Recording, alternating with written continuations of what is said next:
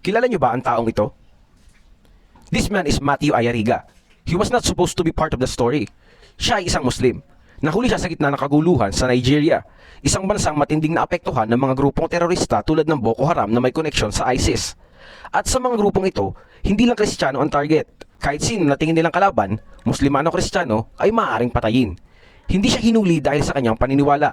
Nagkataon lang, nasa maling lugar siya sa maling oras. Dinala siya sa pagkabihag na palibutan ng takot, karahasan at posibleng kamatayan. Pero doon, may nakita siyang hindi niya inaasahan. Kasama niya ang isang grupo ng mga lalaki, mga impoverished migrant workers mula sa Egypt.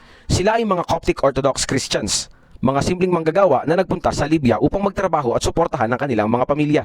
Hindi sila sundalo, hindi sila makapangyarihan. Mga ordinaryong tao lang na may matibay na pananampalataya. Binigyan sila ng pagpipilian, itakwil ang kanilang faith o mamatay.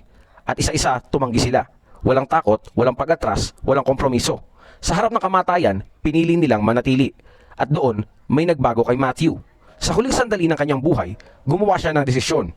Hindi dahil napilitan, kundi dahil sa kanyang nasaksihan. Pinili niya ang parehong Diyos na handang ikamatay ng mga taong iyon.